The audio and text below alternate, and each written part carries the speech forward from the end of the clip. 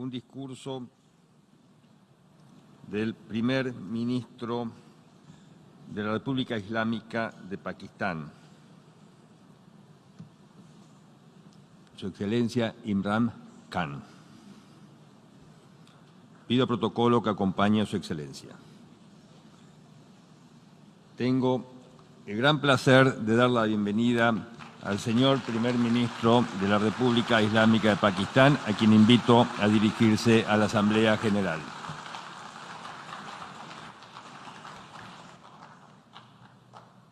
Bismillah ar-Rahman ar-Rahim. Iyyaka na'budu wa iyyaka nasta'in. Mr. President, Honorable Secretary General, Excellencies, ladies and gentlemen, I feel honored today to represent my country at this forum of world leaders, where we have a chance to discuss problems that the world is facing. I want to talk about a lot of problems, but just 4 today. And I especially came to this forum despite a difficult time in my country, facing challenges. I would not have come, but because I feel that there are some very urgent problems which the world must address. So first of all, I start with climate change. So many leaders have talked about climate change. But Mr. President, I feel that there is a lack of seriousness. Perhaps world leaders some of the leaders who can do a lot, do not realize the urgency of the situation. We have a lot of ideas, but as someone said, ideas without funding is mere hallucination. Pakistan, I'll give you start with my own country. Our country is amongst the top 10 nations in the world which are most affected by climate change. We depend upon our rivers. We are mainly an agricultural country. And 80% of the water in our rivers comes from our glaciers. The glaciers, not just on the Pakistani side, even India. The river, the 80% of the water in Ganges and the Indian rivers also comes from the glaciers, from the Himalayan glaciers, Karakoram, Hindu Kush. And these glaciers are melting at quite a rapid pace. We detected already 5,000 glacial lakes in our mountains. And if this keeps going, if nothing is done, we are scared that humans are facing a huge catastrophe. In my country, when my party came to power in the province of KP, we planted 1 billion trees in 5 years. Now we've set ourselves a target of 10 billion trees in Pakistan. Idea being to counter the effects of global warming. But one country cannot do anything. This has to be a combined effort of the world. My optimism comes from the fact that humans, the Almighty has endowed humans with great powers. We can do anything, provided our survival instinct is stirred up. And this is really what I hope that the United Nations will take a lead in this. There must be more emphasis. Richer countries must be pushed. Countries that are responsible for, mainly are responsible for greenhouse gas emissions. They must be pushed because our country contributes minuscule amount to greenhouse gases.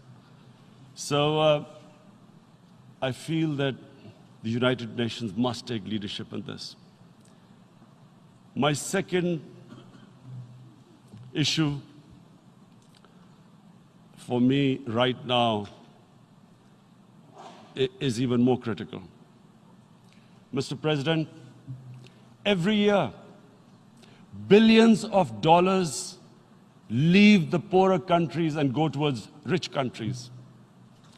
Billions of dollars siphoned off by the ruling elites of the developing world. And they find their way into Western bank accounts, offshore accounts, tax havens, expensive properties hidden behind companies bought in Western capitals. Mr. President, this is devastating the developing world. This is causing more poverty, debts. It's impoverishing the developing world. The difference between rich and poor countries is growing because of this. Money laundering, which happens because money leaves the poorer countries into rich countries, is not treated the same as, for instance, money from drugs or terror financing. The seriousness which terror financing and money from drugs, the way it is treated, it's not the same. The way the poor countries are being plundered by their elites. It's not happening. In my country, when I took charge of our government a year back, in the 10 years preceding that, our total debt went up 4 times. The debt we had accumulated in 60 years, just in 10 years, it went up 4 times. As a result, the total revenue we collected in 1 year, half of it went into debt servicing.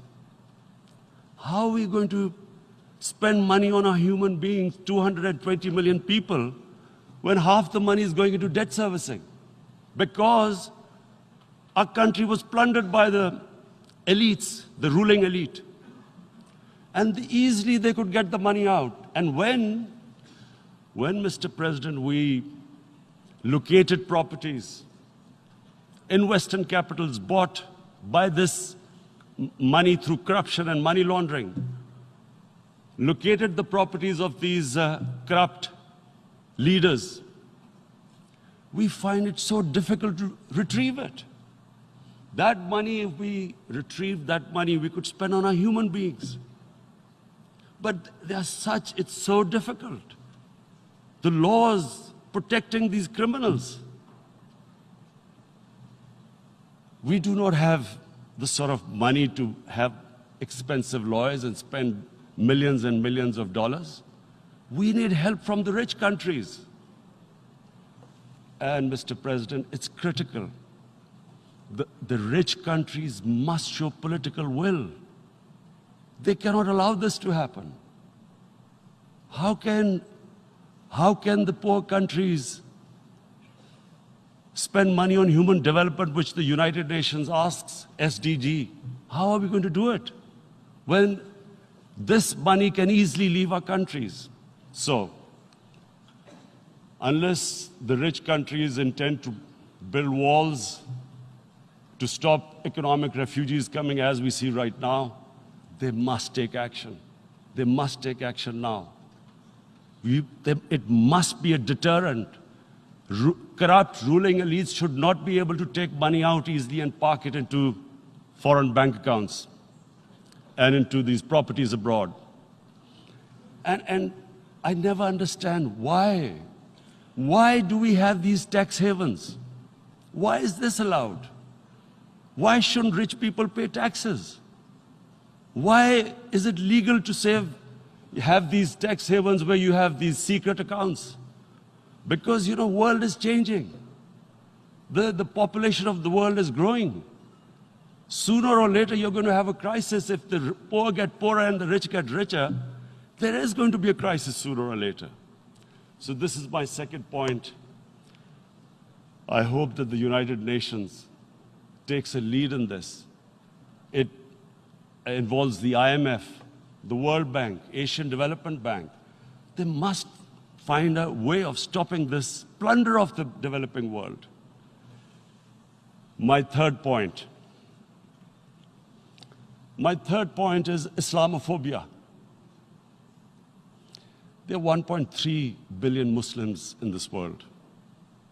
There are millions of Muslims living in other countries, European countries, in the US, as minorities. Islamophobia, since 9/11, has grown at a pace where it is alarming. Human communities live together. There should be understanding amongst them. But Islamophobia is creating a division. Muslim women wearing hijab, it's become an issue. It's become an issue in some countries. Hijab is some sort of a weapon. A woman can take off her clothes in countries, but she can't put on more clothes. How is this happening? Because of Islamophobia. And how did this Islamophobia start? After 9/11. And why did it start? Because certain Western leaders equated terrorism with Islam. Islamic terrorism. Radical Islam. What is radical Islam? There is only one Islam. And that is the Islam we follow of Prophet Muhammad sallallahu alaihi wasallam. There is no other Islam. Radical Islam, Islamic terrorism, what message did they send to people in the West? And why is there Islamophobia? How is a person in New York, in the Midwest, in the US, in European capital, how is he going to distinguish between who is a moderate Muslim and who's a radical Muslim? Because terrorism has nothing to do with any religion. This Islamic terrorism, Islamic radicalism, and sadly used by leaders, this has been the main reason for this Islamophobia. And it has caused pain amongst Muslims. We in Muslim countries watch this Islamophobia traveling abroad, and it's getting worse. And may I just say, Mr. President, that in European countries, it is marginalizing Muslim communities. And we all know that marginalization leads to radicalization. Some of the people who ended up as militants in Syria and other places were from marginalized Muslim communities. And my point here is that we must address this issue. I'm sad to say that we Muslim leaders have not addressed this issue either. After 9/11, when this thing came about war against radical Islam, rather than Muslim leaders trying to explain to the West that there is no such thing as radical Islam, in all human communities, they are radicals. They're liberals and rest are moderate. All human communities, Christians, Jews, everyone has it. But Islam is not radical, neither Judaism, neither Christianity, neither Hinduism. No religion preaches radicalism. The basis of all religion is compassion and justice, which differentiates us from the animal kingdom. But unfortunately, the Muslim leadership was so scared of being called radical Islam that all of them became moderates. In Pakistan, we were in the eye of the storm, and our government coined a phrase called enlightened moderation. No one knows what it meant, but everyone started putting on Western suits that they were moderates, started speaking. Even those who didn't know English would speak English because they were moderates. No one had a clue what it was, because we, in the Muslim world, did not explain to the West that there is no such thing as radical Islam. One of the reasons why after 9/11, Islam was supposed to be equated with terrorism was suicide attacks.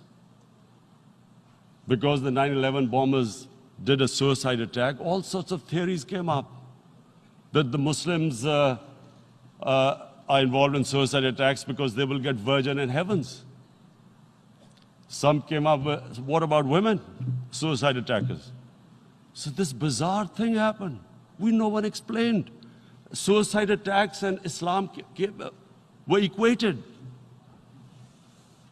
No one did research that before 9/11, the majority of suicide attacks in the world were by Tamil Tigers, who were Hindus.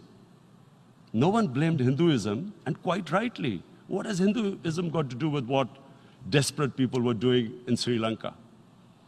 We all know we've seen films about Japanese kamikaze pilots at the end of the Second World War doing suicide attacks. No one blamed the religion. But here we were, trying to prove we were moderates and not explaining to the West. But the most important thing I wanted to say here today, in explaining this Islamophobia, Mr. President, and I feel it's very important because I've spent, because of I played professional sport in England, I spent a lot of time there, so I know how the Western mind works and how West views religion. So where the misunderstanding about Islam came. And one of the reasons it caused Islamophobia. That was, in 1989, this book was published, maligning, insulting, ridiculing our Prophet Muhammad sallallahu alaihi wasallam. And there was a reaction in the Muslim world. The West couldn't understand what was the problem. Because in the West, because I have spent so much time in the West, religion is perceived completely differently.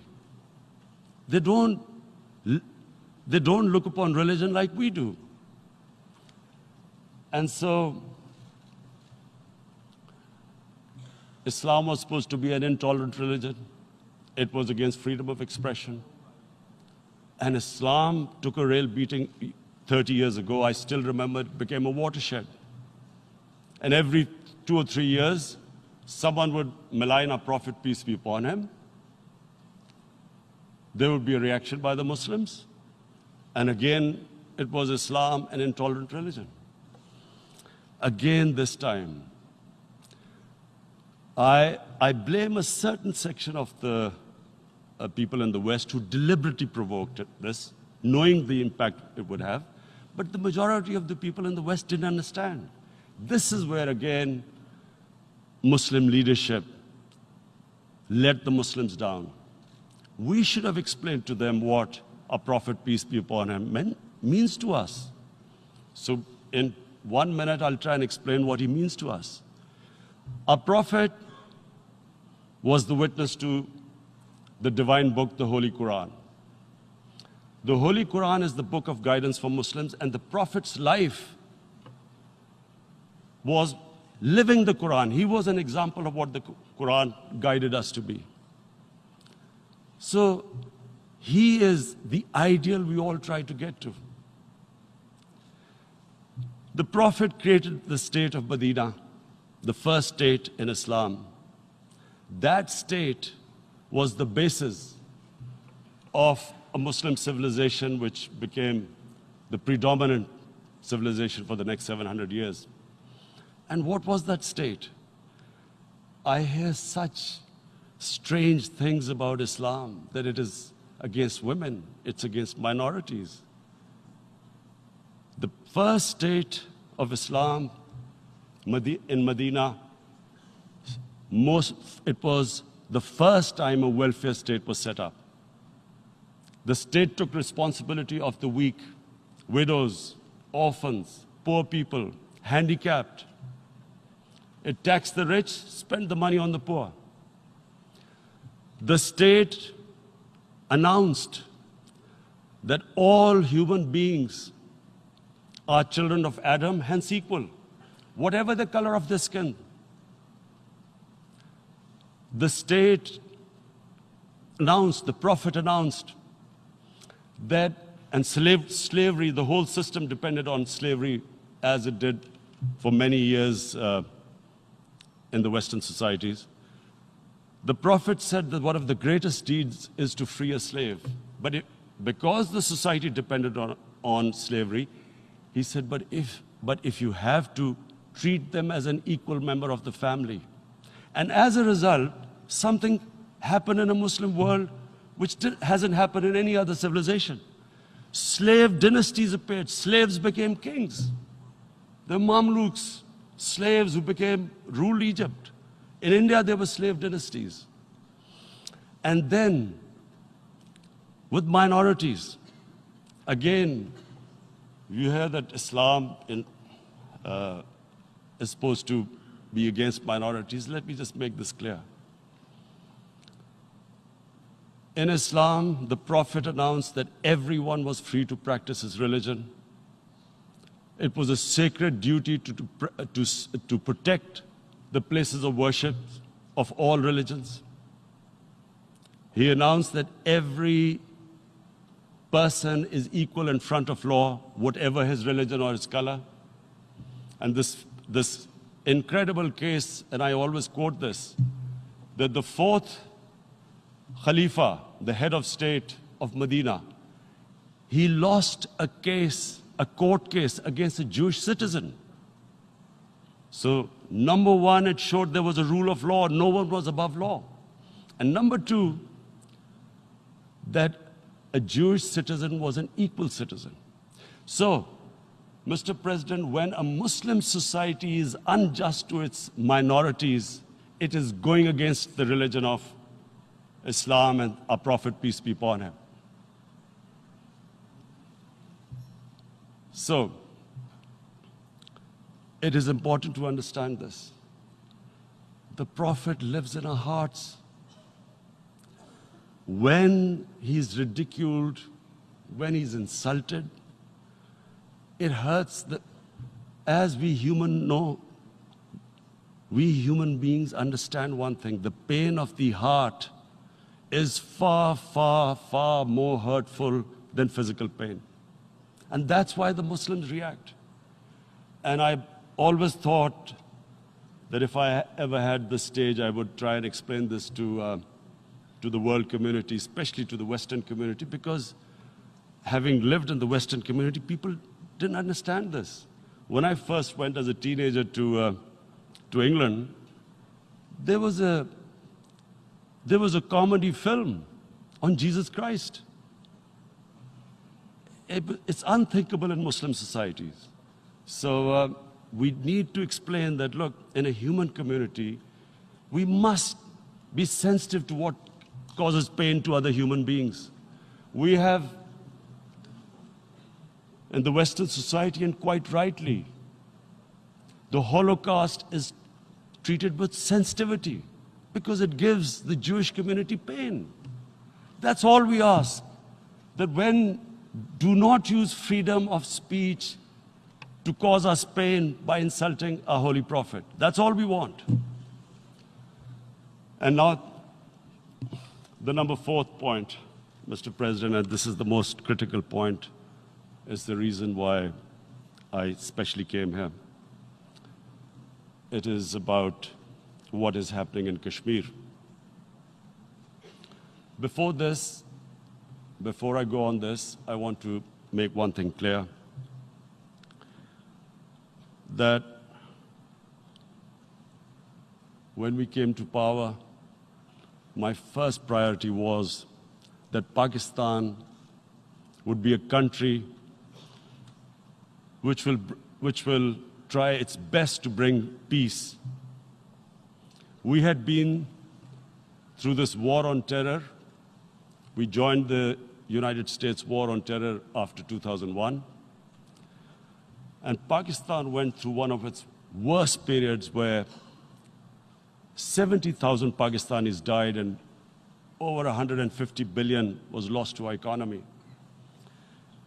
And Mr. President, I opposed the war because in the 80s, Pakistan had joined the Western countries in what was the freedom struggle then in Afghanistan against the Soviets. And it was funded by the Western countries. These Mujahideen groups, which were treated in guerrilla warfare, were trained by Pakistan Army, funded by the Western countries, and especially US, and they waged what was a freedom struggle in Afghanistan. The Soviets called them terrorists. We called them freedom fighters. 1989, the Soviets retreated. The Americans packed up and left.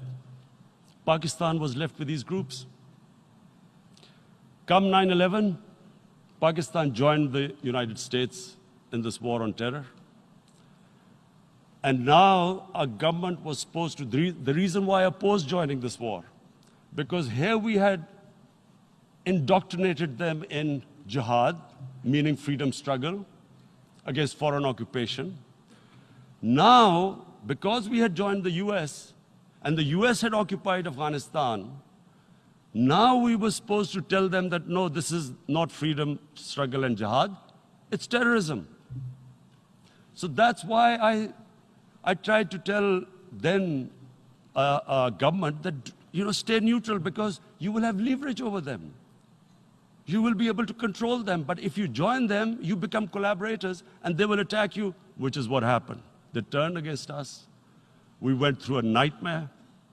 70,000 people killed in a war we had nothing to do with. No Pakistani was involved in 9/11. Taliban were in Afghanistan. Al-Qaeda was in Afghanistan. What had we to do with it? 70,000 Pakistanis died. So when we came to power, we decided that we would dismantle what was left of these groups. And this decision was taken not just by us, but by all the political parties in Pakistan. Unfortunately, they didn't implement it. So we came to power, we decided to implement it, and we dismantled whatever was left of the groups. And I know that India keeps accusing us that there are these groups there. I would like the United Nations to send observers, see for themselves what we've done. No Pakistani government would have dared to do this because it would have created strife. But we decided that there would be no militant organizations in Pakistan. So I need to give you this background and to what I'm going to say later on. And secondly, we started mending fences. I invited the Afghan president. We developed a relationship with Afghanistan. We had problems with Iran. We mended fences there. And then India. Now let me just give you a little background about my relationship with India. Because of cricket, and cricket being it's a passion in the subcontinent, I had great following in India. I have friends in India, and I loved going to India. So immediately, when my party came to power, the first thing we did was to immediately reach out to India. And I spoke to President Modi, and I said, look, we have similar problems.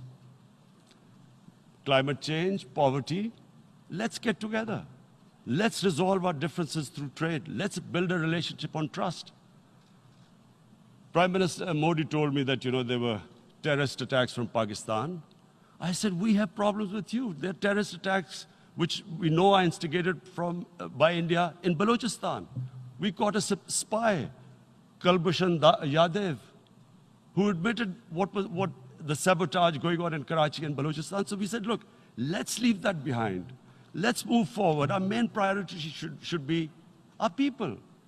The highest number of poor people live in the Indian subcontinent. Unfortunately, didn't make any headways. Our foreign ministers were supposed to meet on this in the UNGA last year. India canceled it. We thought that it's their election coming up. It's a nationalist, ultra-nationalist party. it doesn't want to cozy up to Pakistan. So we thought, okay, we'll wait till the elections. Meanwhile, a 20-year-old Kashmiri boy, whose father said was radicalized by the security forces in Kashmir, blew himself up on an Indian convoy. Immediately, India blamed us.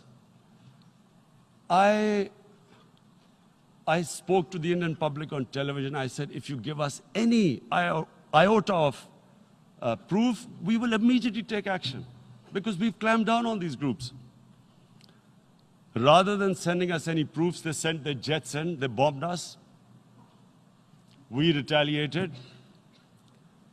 A jet, 2 of their planes were shot down, 1 pilot bailed out in Pakistan. We immediately returned the pilot, saying that, look, we do not want any escalation. Rather than taking that as a peace gesture, the entire campaign, almost the entire campaign of Mr. Modi in the election was how he had taught Pakistan a lesson that jets had killed 350 terrorists.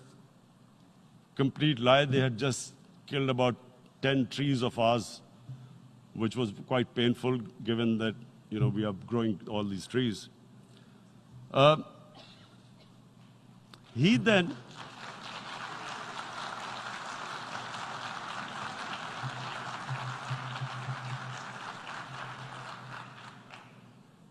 the election campaign, Mr. Modi used words like, this is just a trailer, the movie is about to start.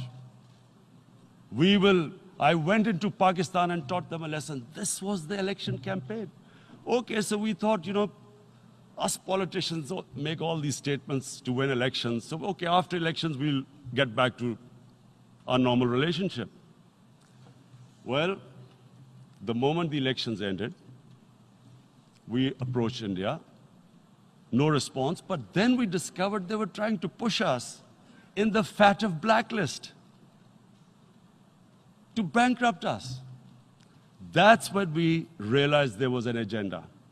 And that agenda became obvious on the 5th August when India went against 11 United Nations Security Council resolutions, which say that Kashmir is a disputed territory and the people of Kashmir have the right of self-determination.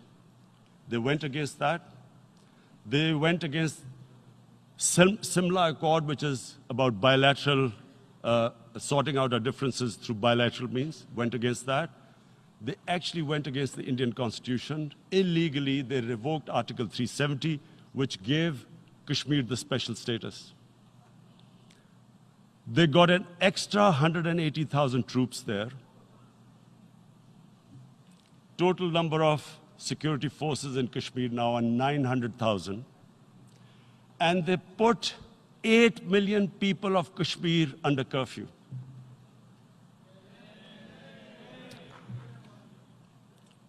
Mr. President, now I just briefly want to make the people understand, how can anyone do something like this?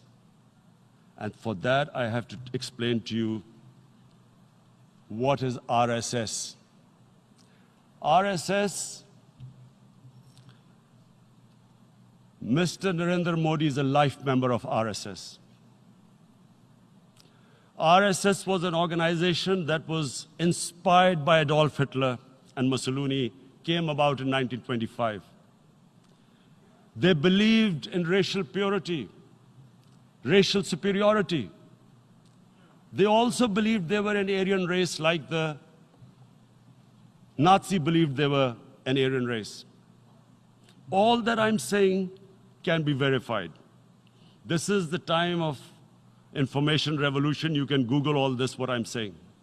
But it is very important for me to explain this to you so you know what is happening in India. This RSS believed in the ethnic cleansing of Muslims from India. At one point, there was racial superiority of the Hindu race. Secondly, it was hatred for the Muslims and for the Christians, because they believed that this golden age of Hindu civilization was stopped because of Muslim rule centuries back and then the British rule of India. So it was racial superiority and hatred for Muslims and Christians. This is openly stated. You look at the founding fathers of RSS, Golwalkar and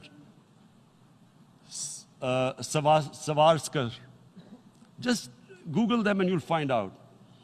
And this ideology of hate is what murdered the great Mahatma Gandhi in 1948. It was this ideology of hate that made Narendra Modi in 2002 do a pogrom against Muslims in Gujarat when he was the chief minister. He allowed 3 days for these RSS goons who were inspired by the Hitler brown shirts. They actually wear brown shirts. This RSS, the Congress Home Minister gave a statement that in RSS camps, terrorists are being trained. And these terrorists butchered 2,000 Muslims and 150,000 Muslims were made homeless. Narendra Modi could not travel to the US because of that.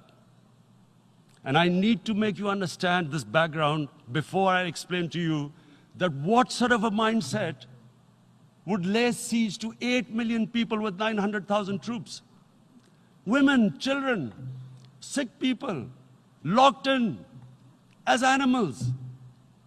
In fact, of what I know of England, if 8 million animals were locked in, the RSPCA would have made a lot of noise about it. These are human beings.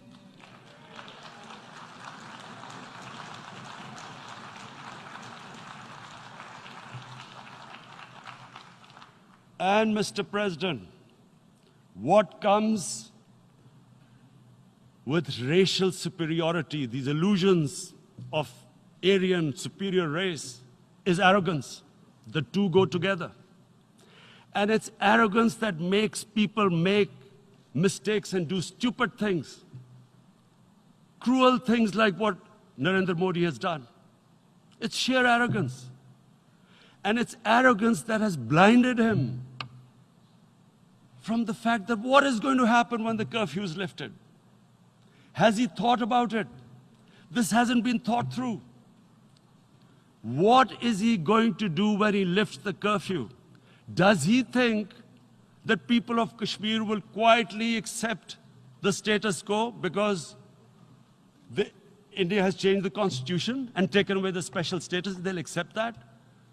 Mr. President, 100,000 Kashmiris have died in the past 30 years because they were denied the right given by the United Nations, the right for self-determination. 100,000 have died and 11,000 women have been raped. There are 2 United Nations human rights reports on this. The world hasn't done anything because India is a huge market, 1.2 billion people. Sadly, the material prevails over the human. But this has serious consequences. Again, I repeat, that's why I'm here. Look, what is going to happen when the curfew is lifted will be a bloodbath. The people will come out. There are 900,000 troops there. They haven't come to, as Narendra Modi says, he's done this for prosperity of Kashmir. This is supposed to be for the development. These 900,000 troops, what are they going to do when they come out? There'll be a bloodbath. Has he thought it through what happens then? Mr. President, has anyone thought that what happens when there is a bloodbath? What do you think the impact will have on people of Kashmir. What do you think they will think? The way they have been boxed in their houses, treated like worse than animals, no rights. Thousands of all the political leadership has been arrested, taken out of Kashmir. Even those Kashmiri leaders who were pro-India have been taken out. 13,000 boys have been picked up and taken to God knows which destinations. So what do they think? What will the people of Kashmir do when they lift the curfew? They will be out in the streets. And what will these soldiers do? They will shoot them. They've already used pellet guns, blinded young boys. In the last 6 years, the 5 years, the oppression that has gone on in Kashmir. And so, Kashmiris will be further radicalized. Mr. President, there will be another Pulwama. And guess what? India will blame us. They're already blaming us. They're saying all this is happening because of Pakistan. One of their defense ministers said, there are 500 terrorists lined up on the border to go in. Why would Pakistan send 500 terrorists when there are 900,000 troops? What impact are they going to make? What will they do? And why would? Don't we know that the moment there is some terrorist attack, all that will happen is there'll be further cruelty and oppression of the people of Kashmir. We will just give the 900,000 troops to further crush the people of Kashmir. And then we'll give the Indian government an excuse that, look, Pakistan is a terrorist state, and this mantra that has gone on, Islamic terrorism. The moment you use this catchword, Islamic terrorism, the whole world turns away. No one talks about human rights. You can do whatever you want, which is what has happened in Kashmir, because they keep using this word, Islamic terrorism. And this is what they're doing right now. What do we benefit from further increasing the cruelty on the people of Kashmir? And why would we want this? But there is no other narrative left for India. As when they lift the curfew, whatever happens, Pakistan will be blamed, and there is always a danger of another Pulwama. They might come and bomb us again, and then another cycle might start. And what does Narendra Modi think that 180 million Muslims of India are thinking right now? Aren't they watching these Kashmiris stuck inside for 55 days they've been stuck in? Aren't they watching? What do you think? Don't you think that the Muslims will be radicalized in India? And I'm talking about 180 million people. And when they get radicalized, there will be some incident in India somewhere down the line. Again, we will be blamed. And I'm warning you right now, again, we will be blamed. And Mr. President, what about 1.3 billion Muslims who are watching this? And they know that it is only happening in Kashmir because they're Kashmiri Muslims. This is not happening to Kashmiri Hindus. They know that this is happening because of their religion. So what do you think they will be thinking? What do you think the Jewish community would think if they were, forget 8,000 Jews stuck like this? What do you think Europeans would think? What do we think? I mean, any human community, if their members are stuck like that, what do you think they will think? Are we a children of a lesser God? Is it not going to cause us pain? And then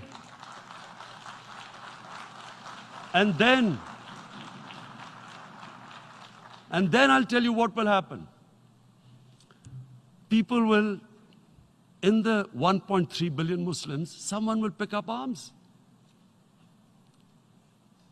I know we've been brought up with films, Western films. This good, decent guy doesn't get justice. He decides to pick up a gun and start seeking justice. There was a film made in New York, famous film called Death Wish. This guy gets mugged by and his family, his wife gets killed or something. He can't get justice. He picks up a gun and he goes around shooting muggers. And the whole cinema cheers him on. So what do you think the Muslims are thinking right now? If there is a bloodbath, there will be Muslims becoming radicals, not because of Islam, but because of what they will see, that there's no justice when it comes to Muslims. There were Rohingya Muslims, Myanmar, who are, God knows, almost 1 million people out, ethnic cleansing. What was the response of the world community? So what do you think will be the response of 1.3 billion Muslims? I picture myself. I'm in Kashmir. I've been locked up for 55 days. I have heard about, and there are rapes, Indian Army going into homes, soldiers. Would I want to live this humiliation? Would I want to live like that? I would pick up a gun. You're forcing people. You are forcing people into radicalization. When people lose the will to live, what is there to live for? And this is what, if you can do this to human beings, you are actually radicalizing people. And so, Mr. President, I want to repeat here, this is one of the most critical times. There will be a reaction to this. Pakistan will be blamed. 2 nuclear-armed countries will come face to face like we came in February. And before we head in that direction, the United Nations has a responsibility. This is why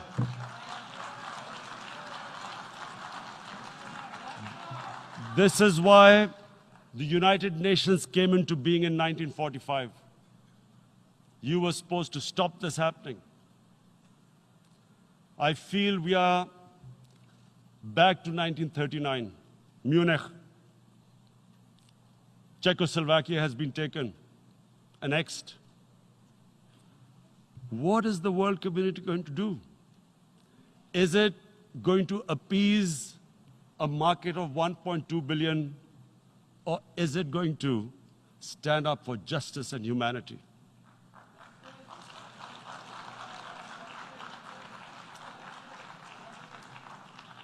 If this goes wrong, you hope for the best, but be prepared for the worst. If a conventional war starts between the 2 countries,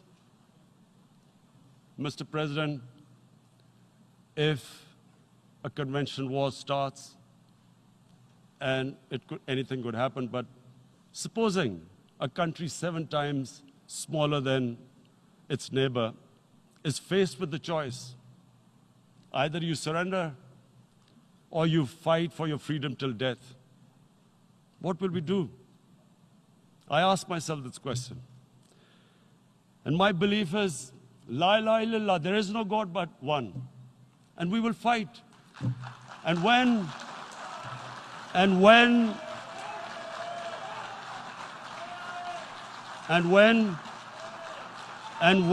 a nuclear-armed country fights to the end, it will have consequences far beyond the borders.